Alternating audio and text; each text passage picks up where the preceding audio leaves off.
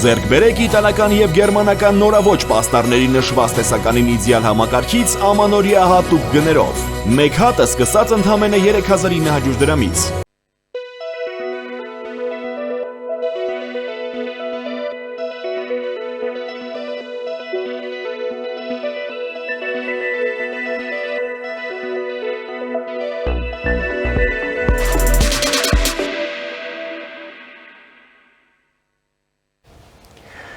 Ողջույն հարգարժան տիկնոք եւ պարոնայք, առաջին լրատվականի եթերում Կիրակնորյա լրատվական վերլուծականն է, ես Ռուբեն Մեհրաբյանն եմ։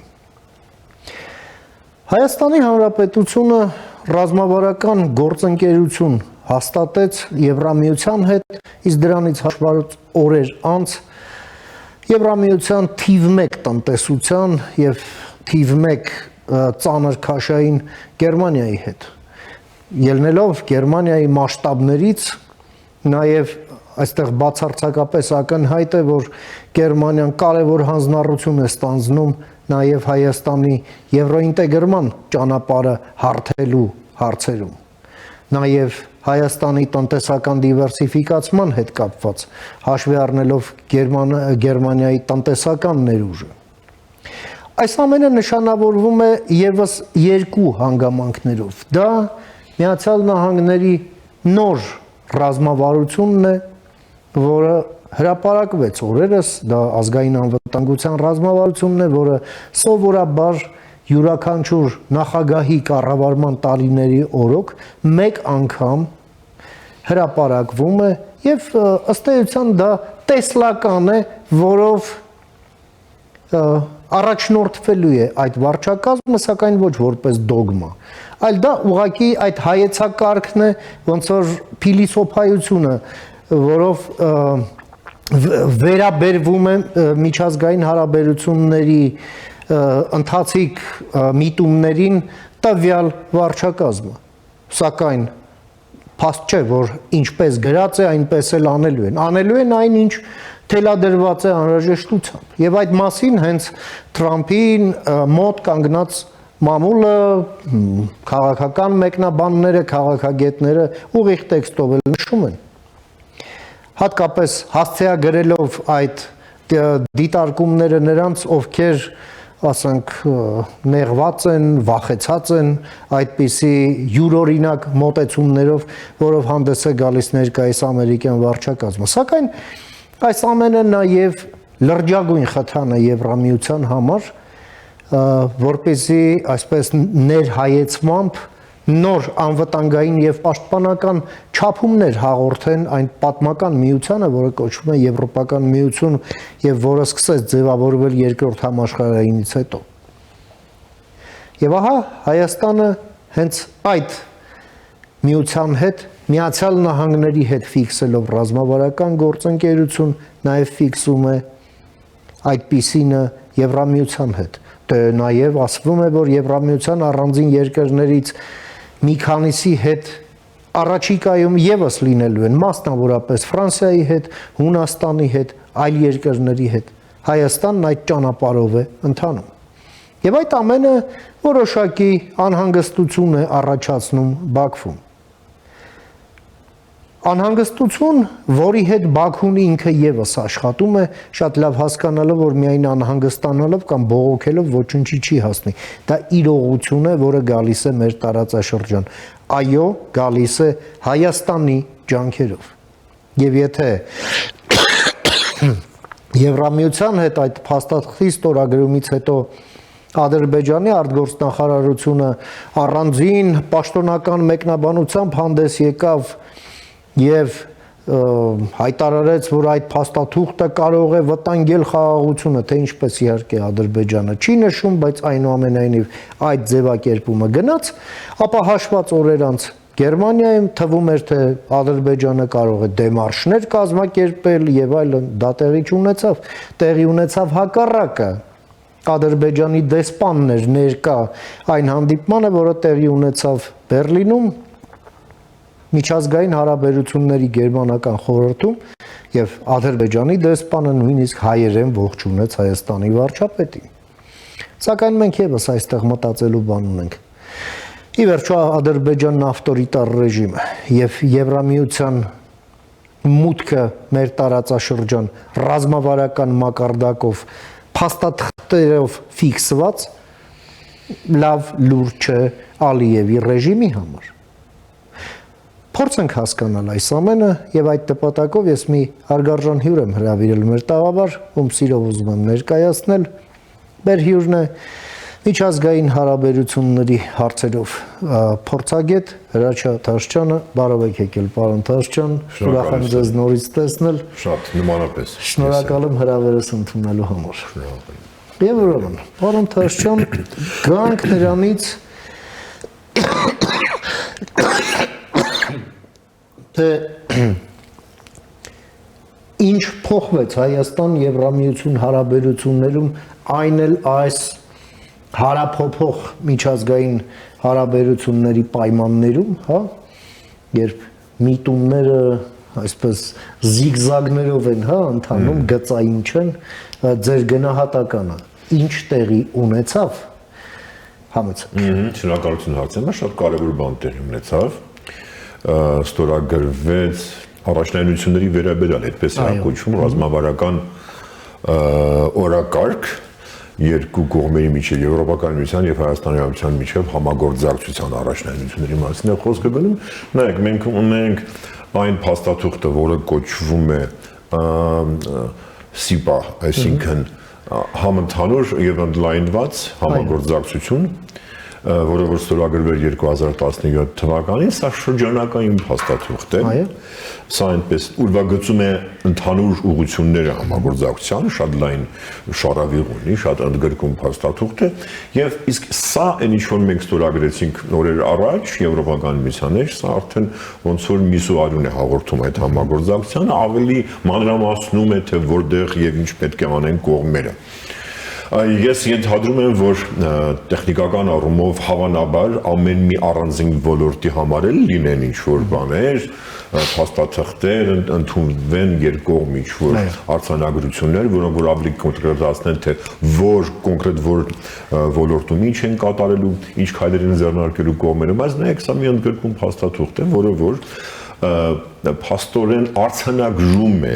Հայաստանի եւ Եվրոպական միության միջև այս որակական հարաբերությունների մակարդակի որակական բարձրացումը։ Մենք արդեն սա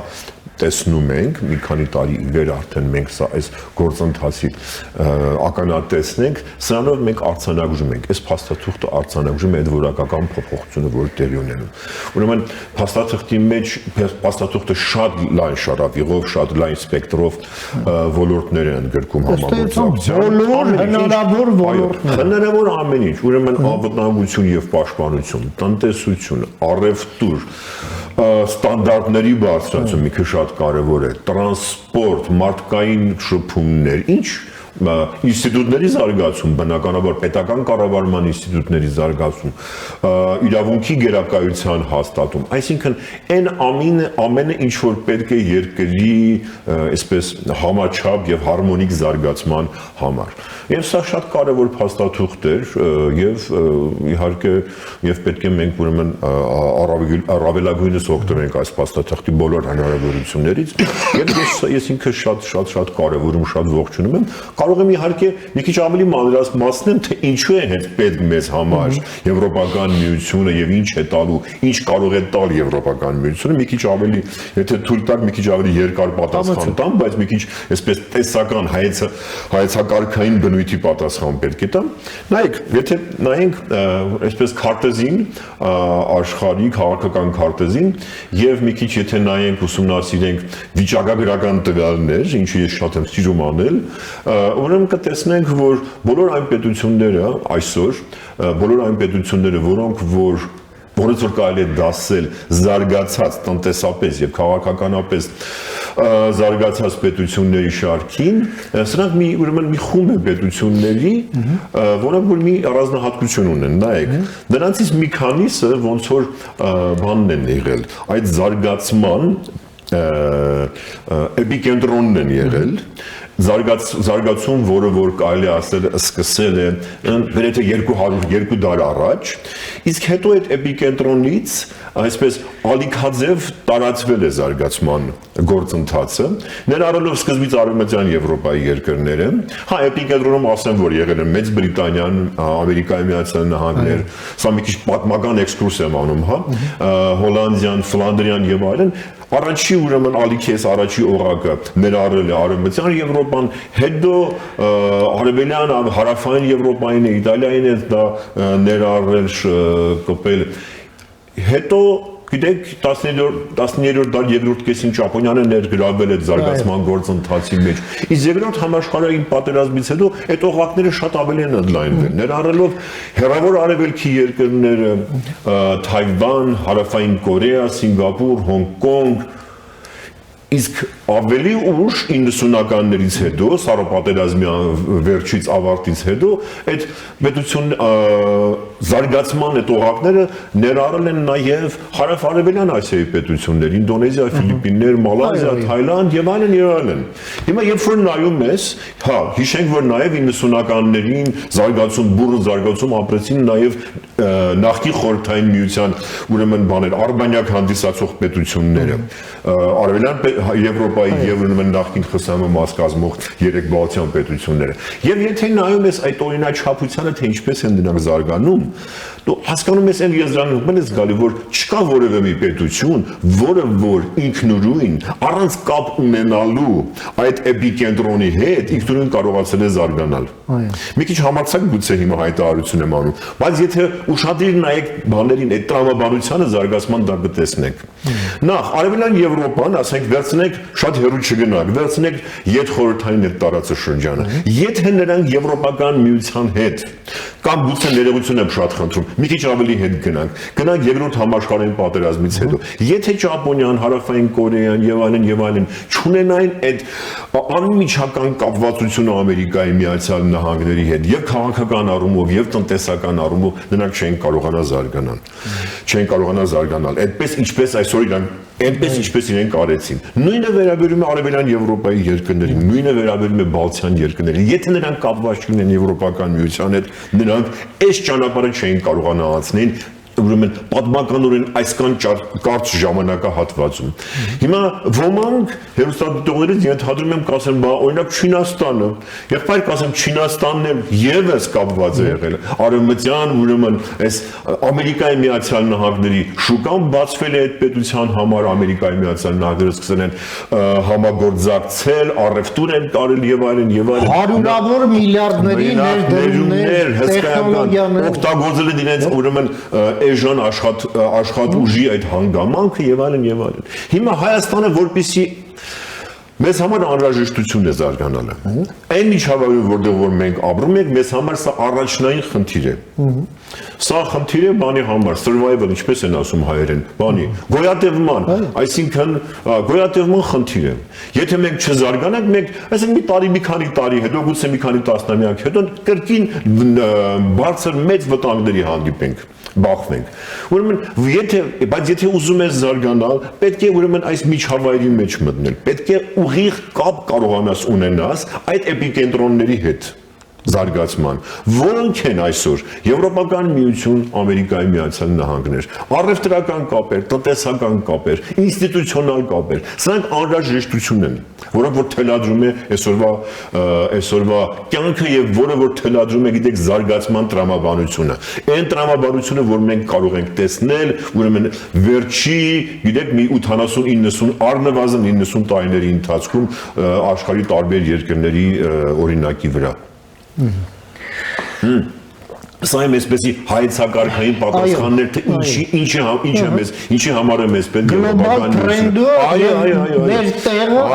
Իսկ Եվրոպական միությունը օգնում է այդ համագործակցության այդ ոլորտները, որ նայում ես, տեսնում ես, որ այն ինչ որ ես ասում եմ, այնտեղ ամենը կա մեջը, օգնել ստեղծել այն ինստիտուտները, որոնք որ անհրաժեշտ են զարգացման համար, օգնել ստեղծել այն կապերը տնտեսական, որոնք որ կնպաստեն զարգացմանը եւ այլն եւ այլն։ Այսքան է, երևի թե դեռ այս հարցի վերաբերյալ։ Հիմա տեսեք, այս ամենը նաև տեսեք դուք փուլերը նշեցիք, հա, սկզբից գալով այն Բրիտանիան, Այո, սա պատմական այսպես բան է։ Այո, պատմական էքսկուրսը սա ոչ միայն զարգացման, այլև նաև ժողովրդավարության ներմուծման, այդ ժողովրդավարության ուսուսի իհարկե ժողովրդավարության կամ ժողովրդավարեցման այդ անշրջելիության երաշխիքների ձևավորման process-ն է, նաև զուգահեռաբար, ինչպես դուք եք ասում, ընթանում եւ Հայաստանն այդ ճանապարհն է ընտրել եւ դա գոնե հայ ժողովրդի կամքն է, որը բազմիցս հնարավորություն ունեցել է արտահայտվել եւ ամրագրվել այդ թվում ընտրությունների ընթացքում, բայց մենք ունենք մի հարևան, որի հետ մենք համագործակցում ենք հիմա խաղաղություն ձևավորելու հարցում, որը այդ ճանապարհը չի որ ընտրել է, հա? Չնայած էլի արևմուտքի հետ էներգետիկ կապեր է պահպանում եւ այլն, բայց այսպես բացի խողովակից այլ բան ոչ միայն իրեն չի հետաքրքրում, այլև նա դրա մեջ վտանգ է տեսնում։ Այս ամենը ինչ կարգի մոտեցում է պահանջում Հայաստանից ձեր կարծիքով։ Նախ ասեմ, որ ժողովրդավարության թեման, որ շոշափեցիք, ինձ համար շատ հարազատ եւ հասկանալի մի հարց է։ Եթե թույլ տաք կրկին մի 30 վայրկյան ձեզանից խլեմ եւ հայեցակարգային կրկին պատասխան տամ, որ մեր ժողովուրդը ավելի լավ անկալի հասկանա այս հարցի կարեւորությունը։ Նայեք, այս տարի մի օրինակի վրա եմ ուզում, մի քիչ ավելի քիչ կգնամ հետ, հա, այսպես ասած, խորքը չեմ մտնի։ Այս տարի Նոբելյան մրցանակ ստացավ մի տնտեսագետ, անունը Ֆիլիպ Ագիոն, ֆրանսիացի, իր գործընկերոջ հետ միասին, որը ինչն է ապացուցել։ Ասում է, որ տնտեսական զարգացումը անմիջականորեն կապված է մի գործընթացի հետ, որը կոչվում է ստեղծագործ կործանում։ Եթե մի խոսքով ասենք ինչ է ստեղծագործ կործանումը, պետք է ուրեմն հետևյալն ասել։ Դա երբ որ համակարգը, տնտեսական, քաղաքական համակարգը բաց է լինում նոր խաղացողների համար։ Նոր խաղացողների, որոնք գալիս են նոր արարություններով, նոր մտքերով, նոր գաղափարներով, ընդ որում ոչ միայն բաց է նրանց համար, այլ նաև հնարավորություն է տալիս, որ նորերը գան եւ հներին դուրս մղեն, որոնք որ չեն կարողանում նոր գաղափարներ, այսինքն հները, որոնք չեն կարողանում նոր գաղափարներ գեներացնել։ Մրցակցային էվոլյուցիայի տրամաբանության մեջ։ Այս մրցակցային այդ դաշտը այս տեսակ են ներկայացրել, սա ժամանակին ներկայացրել ֆրանսիացի, ներողություն, ավստրիացի տնտեսագետ Յոզեֆ Շումպետերը։ Հիմա, երբ որ մտածում ես, իսկ այդ համակարգը ինչպես կարելի է ստեղծել։ Սրան ուրեմն միանշանակ պատասխան է, այս համակարգը գոյություն է ունենում միայն ժողովրդավարության պայմաններում։ Առանց ժողովրդավարության, այստեղ իհարկե առաջինը, որ գալիս է մտքիդ, դա օրենքի գերակայությունն է, այսինքն բոլորս պետք է հավասար լինենք օրենքի առջև, օրենքը պետք է անազնվորված կերպով աշխատի գործի, բայց իսկ դա երբ է լինում, իհարկե միայն ժողովրդավարական պայմաններում։ Այսինքն նա գիտականորեն ապացուցված է, որ ժողովրդավարությունը ուղղակիորեն նպաստում է տնտեսական զարգացմանը։ Դրա մասին գիտեք խոսել են նաև գրքի Նոբելյան մրցանակակիրներ, հայ ազգի Տարոն Աճեմօղլուն, մինչ այդ ուրեմն հանրահայտ շատ մեծ գիտնական կար, եւս Նոբելյան մրցանակակիր Դուգլաս Նորթը, որը որ հենց այս գիտեք այս թեման շատ լավ զարգացրել եւ ներկայացրել է։ Ուրեմն չկան այլ դեղատոմսեր։ Եթե ուզում ես զարգացման եւ երկարատև կայուն զարգացման համար նախադրյալներ ստեղծել, պետք է գնալ ժողովրդավարացման կամ ժողովրդավարության ճանապարհով, ժողովրդավարության ամրապնդման խորացման ճանապարհով։ Ես շատ կուզենայի, որ այս գիտակցումը լիներ մեր ժողովրդի մեջ։ Իհարկե, այստեղ կրկին կասեմ, բայց Չինաստան օրինակ։ Գիտեք, Չինաստանը նախ ասենք, որ շատ մեծ բացառություն է։ Բացառությունների վրա չի կարելի բան անել, հա, օրինակ վերցնում բացառություն, որը հաստատում է հակառակ օրինաչափություն։ Բայց եթե նայում ես գրքին նույն Չինաստանի պատմությունը, նա հսկայական տրանսֆորմացիա է ապրել։ Դեն Սյաոպանի ներխներողություն նախագահ Դեն Սիոպինի ժամանակաշրջանից 50 տարի է անցել։ Նա հսկայական ճանապարհ է անցել, ընդ որում այդ ճանապարհը կրկին տանում է դեպի աստիճանաբար, դեպի աստիճանական ժողովրդավարություն։ Ավելի ուրեմն համակարգը ավելի բաց է դառնում, ավելի մրցակցային է դառնում եւ շատ ուրեմն ազատական համակարգի ազատական սկզբունքներ են կիրառվել Չինաստանի տնտեսության մեջ, որպեսզի նա զարգանա։ Եվ մի բան էլ էստեղ ավելացնեմ։ Ուրեմն կարելի է բնականաբար կարելի է շատ այլ կերպ զարգանալ։ Ասենք նավթ ունեցար, լավ զարգանում ես եւ այլն եւ այլն։ Եվ կարելի է բռնապետության պայմաններում էլ մի քիչ զարգանալ։ Բայց կա մի բան կա, շեմ կա։ Այդ շեմից հետո պատմությունը ցույց է տալիս, տնտեսագիտական միտքը ցույց է տալիս, որ առաջ հնարավոր չի լինում գնալ։ Ապակի առաստաղ։ Այո, դրանից հետո արդեն լուրջ ժողովրդավարություն է պետք լինում։ Եվ նույն Կորեայի պահպանն է, փորձն է դրա մասին ապացուցում, Ճապոնիայի փորձն է ապացուցում, մի օր հրավիրեք դրա մասին կարող եմ խոսել ավելի մանրամասներով։ Հիմա Ադրբեջանը, որը որ ժողովրդավար չի, շատ վատ իր համար։ Շատ վատ իր համար, նա, այսինքն մի կողմից, ես այսպես եմ տեսնում, մի կողմից հալավ մեզ համար ինչ, նա ժողովրդավար է, թե ժողովրդավար չի, բայց մյուս կողմից գիտեք ինչ եմ տեսնում, ոչ ժողովրդավար, այսինքն ավտոկրատ լինելը իր մեջ սպառնալիք է ներկայացնում, արունակում։ Եթե դու ավտոկրատ ես, նշանակում է դու լեգիտիմության շատ աղբյուրներ չունես, դու գիտեք քո բաներ արտաքին քաղաքական դրսևորումները բավականին ագրեսիվ են լինում եւ այլն եւ այլն։ Ձգտում ես փակ լինելու, ձգտում ես թշնամի ունենալու։ Հիմա այո, թշնամի շատ անգամ լինում է արդարացում է լինում, որը որ ստեբան է ստեղծում։ Բռնապետության համար ուրեմն արդարացում է լինում։ Գիտես, հեսա նայեք, ես բան եմ, ապահովում եմ ձեր ուրեմն անվտանգությունը թշնամուց, սա լեգիտիմություն բաներ է, երաշխիքներ է տալիս բռնապետին։ Հիմա բայց մեկ չպետք է ուշադրություն դարձնեք, բնավ ինչ ասես կարող է ասի Ադրբեջանը իհարկե։ Կարող է բողոքել Եվրոպական միության հետ ուրեմն մեր պայմանագրի կապակցությամբ, բայց հիշեք նայեք,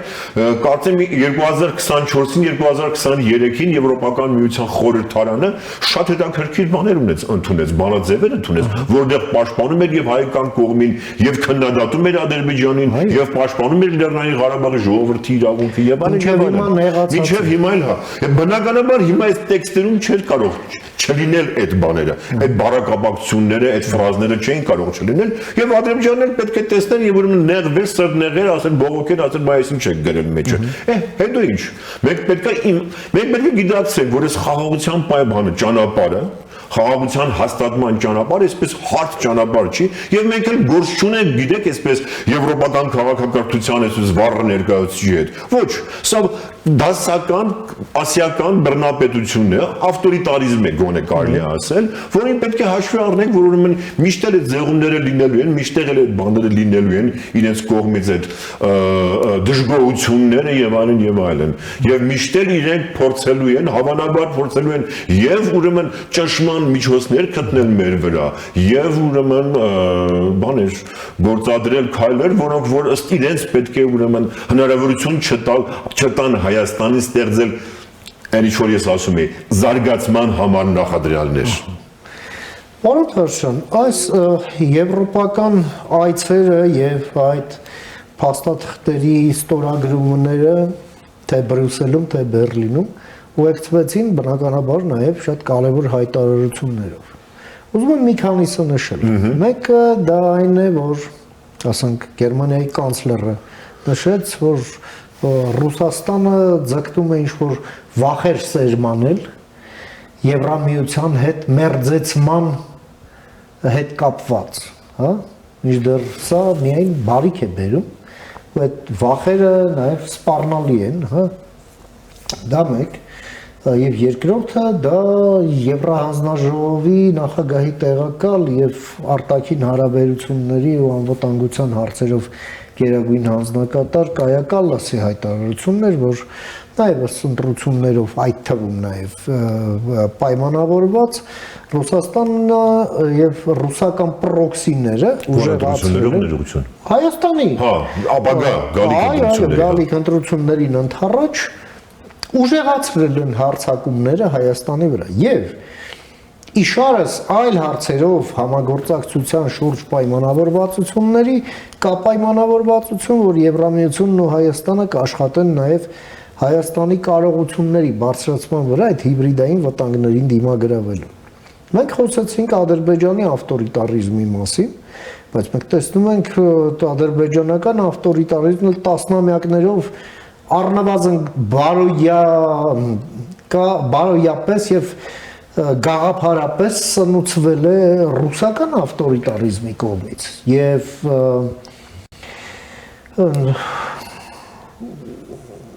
այդ իմաստով Ռուսաստանի վարկն է նաեւ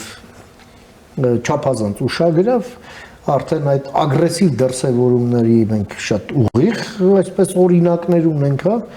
եւ շաբաթը մեկ էլ Հայաստանի նկատմամբ են հաթաթաներ տալիս, հոխորտում, չգիտեմ, դժգոհում, մատթափ տալիս, վարչապետն է գնում Մոսկվա մի տնտեսական հարցերով ելույթ ունենալու, մի երկրում, որտեղ մի այսպես թղթի կտորով կանգնած մի խեղճ ու կրակի բռնում տանում են 300 հոգյանոց ցույցա լինում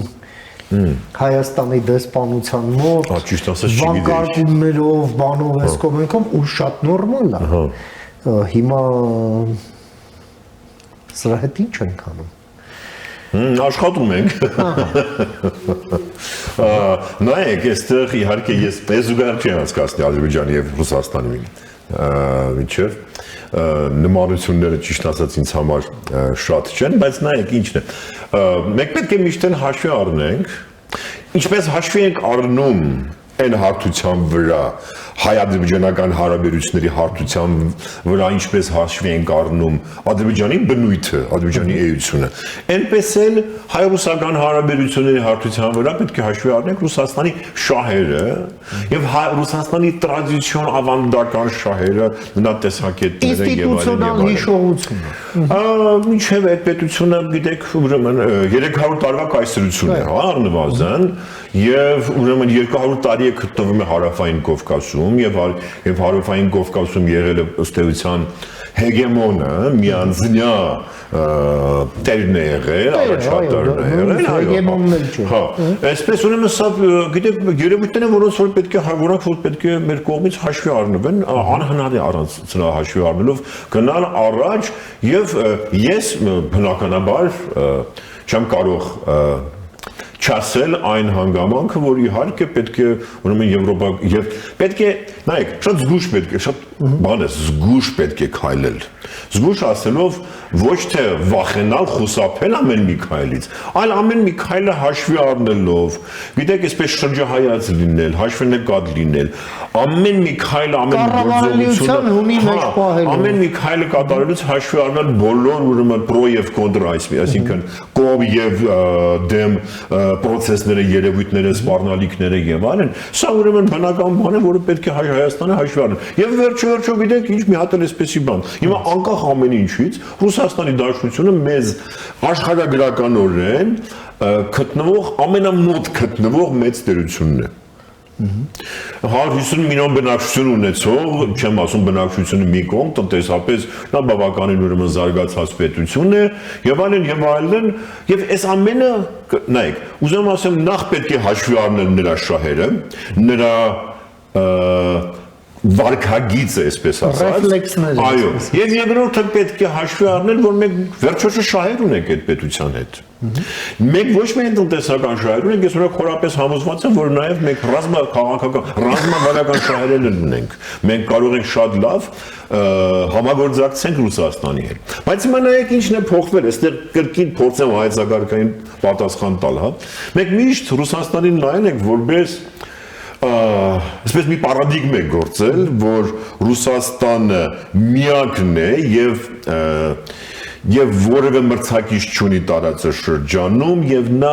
այն մի հատ բարգա է բաների համար, տուրիստական ուղեգրերի համար all inclusive, բոլոր հարցերի պատասխանը տալիս է մեր։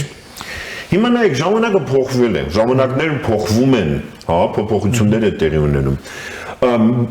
Այս մոտեցումը նախ ժամանակը ցույց տվեց, որ սխալ մոտեցում էր։ Չէր կարելի բոլոր անգլերեն մի արտահայտություն կա, չի կարելի բոլոր հավգիտները նույն զամբյուղի մեջ դնել։ Նախ դա ապացուցեց ժամանակ։ Եվ երկրորդն ցույց է տալիս պետք է տեսնել, որ շատ ներողությունից Ռուսաստանը կարող է մեր բոլոր հոգսերը բան անել,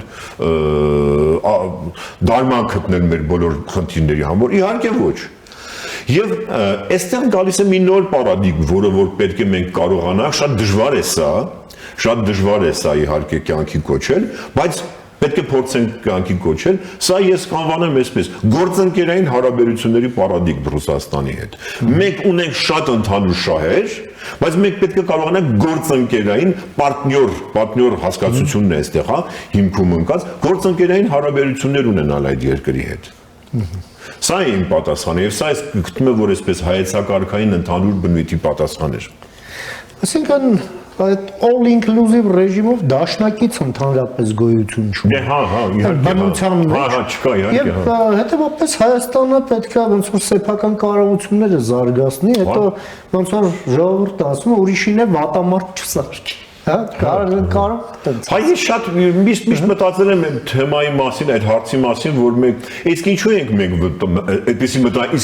մենք մտայնություն ունենք։ Իսկ չենք տեսնում, ասենք 2010 թվականին Ռուսաստանը, ասենք, բանը զենք է վաճառում, բանը սպառազինություն է վաճառում Ադրբեջանը։ Իսկ ինչ չենք մենք այդ միշտ այդ անվերապահ այդ բանը, որ սենց տրված ենք եւ մտածում ենք, որ չէ, ուրեմն միշտ բան է անում։ Հա, չգիտեմ, դա սխալ ուրեմն սխալ ընկալում է եղել, որը որ շատերը հիմա ուզում են շարունակվին։ Ես ասում եմ, եկեք հրաժարվենք այս պարադիգմից եւ եկեք խոսենք փոխշահավետ գործընկերային հարաբերությունների մասին, որը որ անհնար է այսօր, որ Հայաստանը չունենա Ռուսաստանի Դաշնության նման պետության հետ։ Պարոն Թարշյան, դուք որպես նաև միջազգային հարաբերությունների փորձագետ լինելով այս անվտանգային հայեցակարգերը, հա, Միացյալ Նահանգների, որոնք ասենք ամեն նախագահի օրոք լինում են, նաև այդ ամենը պատմական շլեյֆել ունի։ Մենք տեսնում ենք, որ Միացյալ Նահանգները իր իսկ ինքնահաստատման ժամանակաշրջանից սկսած ոնց որ երկու այսպես փիլիսոփայություն բախվող, հա, մշտապես sense նախագահից նախագահ այսպես գնում է, հա, այն իզոլացիոնիզմ, թե շահեր օվկիանոսներից այն կողմ։ Եվ տեսնում ենք, որ շատ դեպքերում, ասենք, այնպես ինչպես մարդն է քայլում, չէ, սկզբից աջ ոտքն է առաջ դնում, հետո ձախը եւ հաջորդաբար այսպես իզոլացիոնիզմի ժամանակաշրջանները կամ հարաբերական իզոլացիոնիզմի գալիս են փոխարինելու գլոբալ շահերի ժամանակաշրջանի եւ Միացյալ Նահանգների քաղաքականությունը այսպես են ծովի այն մակընթացություն տեղատվության նման է, հա, ինչ որտեղ գալիս։ Ես մի քիչ այլ տեսակետ ունեմ, բայց ինչև է հարցը ձեր ավարտեք։ Տպավորություն որպես իհարկե ես շատ կուզենայի ձեր գտեցումը տեսնել եւ ներկայիս այս դոկտրինը, հա, որ լույս է տեսել, այսպես ասենք, հրապարակվել է, ինչ է դա, խնդրեմ։ Ինչ է դա, վերջից սկսեմ, դա վարչակազմի, իշխող վարչակազմի, արտաքին քաղաքական եւ ազգային անվտանգության ապահովման փիլիսոփայությունն է։ Սա այն սկզբունքներն են, որով որ վարչակազմը առաջնորդվում է տվյալ ոլորտներում։ Իսկ գալով այդ հարցին, նայեք ինչ է տեղի ունեցել։ Իհարկե Ամերիկայի Միացյալ Նահանգները կա այդպիսի հետաքրքիր բան, նարատիվ կամ խոսույթ, որ մի մեծ կղզի է օվկիանոսում գտնվող, երկու օվկիանոսներով բաժանված, այսպես եւ մի հսկայական ուժեղ պետություն է, որին որևէ մեկը չի կարող սպառնալ անգամ տեսականորեն։ Այս մեկ լավ մի կողմ թողնենք, բայց չնայած դրան, բայց Ամերիկայի Միացյալ Նահանգները երկու անգամ միջամտեցին եվրոպական գործերին։ Մինչ այդ ուրեմն առաջին համաշխարհային պատերազմին եւ երկրորդ համաշխարհային պատերազմին։ Եվ կանխորոշելով դրա ելքը։ Դրանց եւ կանխորոշելով ելքը, հիմա կասեմ։ Մինչ այդ եւ շատ դժվար էր այդ բանը որոշումը տրվում, որովհետեւ կար հասարակական կարծիք, որ ինչի համար է մեզ պետք, ինչ են կարող մենք որ մեր բաներին է համապատասխանում դա որ շահերին։ Բայց ինչեւ առաջին համաշխարհային պատերազմի հետ միջամտությունը համարվում է չհաջողված։ Ազգերի լիգան ստեղծվեց, որին չմասնակցեց իդեպ, հա, Ամերիկայի Միացյալ Նահանգները մեր հերոստատիտողներին հուզող մի հարց եւս կար Հայաստանի նկատմամբ մանդատ, որը կրկին չհաստատվեց, որտեղ հաղթեցին իզոլացիոնիստները, ասացին չէ, ինչին է մեզ պետք դա, իհարկե։ Բայց երկրորդ համաշխարհային պատերազմին կրկին, եթե այս վերջերս մի հատ շատ լավ ֆիլմ կա Չերչիլի մասին նկարահանված, որտեղ ինքը հերոսը խոսում է Ռուզվելտի հետ, ասում է արագացրեք, մտեք, ասում է եղբայր չէ, ինչի համար, այդ բանն է գնում, այդ խոսակցությունն է գնում, այդ վեճն է գնում, թե երբ եք գալու օգնելու բան։ Վերջում բայց երկրորդ համաշխարհային միջամտեց Ամերիկայի նոր հասկացան, որ չէ։ Հիմա երկրորդ համաշխարհային պատերազմից հետո նայեք ինչ գաղափարախոսություն է, այսինքն երկրորդ համաշխարհային պատերազմի փորձառության հիման վրա նայեք ինչ գաղափարախոսություն է ձևավորվում արտաքին քաղաքական հարցերի շուրջ։ Ասում են նայեք, մենք, քանի որ նայեք, այդ դրությամբ 45 թվականի դրությամբ Ամերիկայի Միացյալ Նահանգներին հասնում էր համաշխարհային տնտեսության 50%-ը։ Այո։ Այսինքն սա մի գեր հզոր պետություն է, հա, հեգեմոն։ Եվ հիմա ասում են նայեք, մենք մեր անվտանգության, մեր իսկ անվտանգության համար մենք պետք է իրականացնենք համաշխարհային հեգեմոնի գործառույթներ։ Այսինքն մի բան էլ պարոն Թաշչյան 45 թվականին երբ Գերմանիան կապիտուլյացիայի ակտը ստորագրեց, այդ ժամանակ Միացյալ Նահանգների բանակը 12 միլիոն էր։ Հա, երևի, հա։ Գուցե, հա։ Հիմա ասում են նայեք, հա, ուզում եք ասեք հզորությունն եք ուզում ցույց տալ։ Իհարկե, հա։ Այդպես բանակ աշխարհում հիմա նայեք այս փիլիսոփայությունը գերիշխ, այս գաղափարախոսությունը գերիշխեց, ասում է, որպեսզի մենք անվտանգ լինենք եւ ընդհանրապես աշխարհի համար լավ է, որ Ամերիկայի Միացյալ Նահանգները լինի վարող պետությունը, առաջնորդող պետությունը լինի։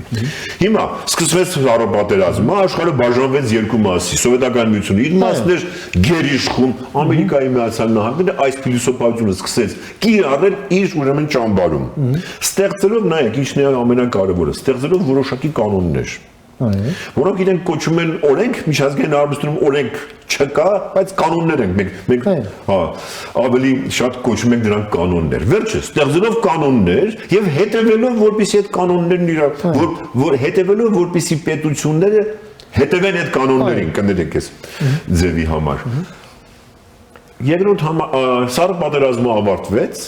եւ այս հնարավորություն ստացավ այդ հեգեմոնիան տարածել ոչ աշխարհով մեկ եւ սկսեց տարածել եւ այդ նույն այդ կանոնները տարածվեցին ոչ աշխարհով մեկ որոնք են այդ կանոնները օրինակ առևտրի համաշխարհային կազմակերպության կանոնները որոնք որ սկզբունքային նշանակություն ունեն այդ ամենի համար հիմա Տրամպը իր կողմնակիցները իր վարչակազմը իր սիրահարների հետ միասին ասում են եղբայր ինչի ժամանակ մենք այդ հեգեմոնիան իրականացնում նորից հին բաները գաղափարները նորից վերածնվում են ասում ինչի ժամանակ այդ բեռը վերցնել մեկ-մեկ էլ սխալներ են անում հետո մեր անուննա դուրս գալիս զուրտեղը մեզ բան են անում քննադատում են պախարակում են Իրաք ինչի համար մտանք են ինչին յարինք բան եւ այլն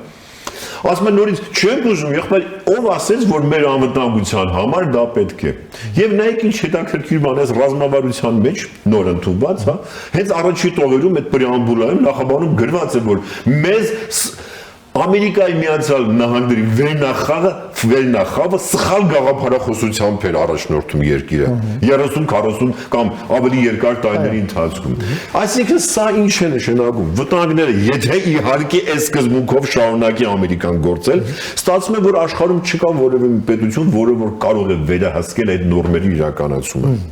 իսկ միջազգային հարաբերությունում կառավարություն չկա որը որ անի բոլորիս անունով այսինքն սա ոնց որ հոբսյան աշխարհ ենք հա հոբսյան աշխարհ ենք որ պատերազմ բոլորը բոլորի դեմ շատ վտանգավոր մի իրավիճակ է բայց այստեղ մի ուրիշ բան է հակասություններ կան այդ նույն հայեցակարգում այլ բաներ կա գրված որ Ամերիկայի Միացյալ Նահանգները պետք է մնան աշխարհի ամենահզոր պետությունը եւ ռազմական եւ տնտեսական բայց խնդիրները ինչ այդ նպատակը ինչ է զգում քարչը խաղաղություն ուժի միջոցով հա բայց եթե դու չես միջամտելու միևնույն ժամանակ գրում է ասում է ես իհարկե չեմ միջամտելու ամեն մի տարածաշրջանում բայց միևնույն ժամանակ ասում է թե գլոբալ առումով թե որևէ մի տարածաշրջանում ինձ չեմ թույլ տալու որ լինի մրցակից առաջանա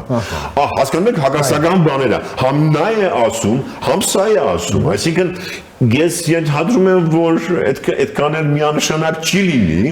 այդ շրջադարձը, որը որ իդեպ արդեն սկսել էր, իհարկե նայեք այս առևտրական տարիֆները եւ այլն այդ մաքսատուրքերը, որ դնում է հիմա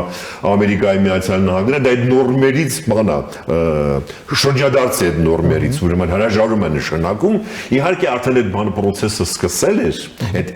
այսպես ասած նոր իզոլյացիոնիզմի, որը որ իզոլյացիոնիզմ չի իհարկե, դա սխալ բառ է, ինձ բաները քննադատեն գիտնականները, դասախոսները եւ այլն այդ բառի համար, բայց պայմանականորեն ասեցինք։ Իհարկե սկսել էր եւ այս փաստաթղթով կարծես թե արձանագրեցին, բայց միևնույն ժամանակ շատ կասկածներ են առաջանում, որովհետեւ այդտեղ բաներ կան, այսպես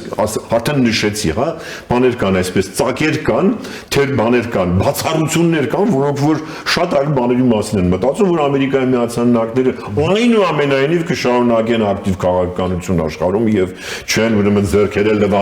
լվանա բոլոր գործերից եւ բոլոր տարածաշրջաններից։ Դե շատ շնորհակալ եմ, պարոն Թաշչյան, այս ձեր շատ կարևոր այս դիտարկումների եւ գնահատականների համար եւ պարզաբանումների այս բարդ հարցերի շուրջ ստացվեց։ Ավելի քան։ Շնորհակալություն։ Հա, ինչը վստահ եմ շատ կարևոր է մեր հեռուստադիտողի համար, դե որովհետեւ մենք տեսնում ենք ինչ հարաբերփոխ է աշխարհը եւ Հայաստանի օպտիմալ դիրքավորումը պահանջում է հաշվարկներ, իսկ այդ հաշվարկներն էլ հաշվարկային բազա։ Իսկ ձեր այս դիտարկումներն էլ շատ կարևոր աղբյուր են դրա համար։ Կարևոր ժողովուրդը լսի եւ այս բաները իմանալ, սեփական եզրակացություններն անելու համար, տեսակետներ ձևավորելու համար։ Դե ինչս խոսակցությունը վերջ չունի, բայց մենք էլի կհանդիպենք, մինչ նոր հանդիպում։ Շնորհակալություն։ Շնորհակալություն։ Մենք զրուցեցինք մեր գործընկեր միջազգային հարաբերությունների հարցերով փորձագետ Հրաչյա Տաշչյանի հետ, լսեցինք իր դիտարկումները կապված Հայաստանի նոր գործընկերությունների հետ, մասնավորապես Եվրամիության, Գերմանիայի, նաև սպասվելիք այլ եվրոպական երկրների։ Այս հարաբերփոխ աշխարհում, որն էլ նաև պայմանավորված է Միացյալ Նահանգների քաղաքականության փոփոխությամբ, որն ամրագրված է այդ նոր ազգային անվտանգության դոկտրինում, որը վերջերս էր հրապարակված։ Այս ամենը շատ կարևոր է Հայաստանի համար։ Կարճ դադարից հետո կվերադառնանք, մնացեք առաջին լրատվականի հետ։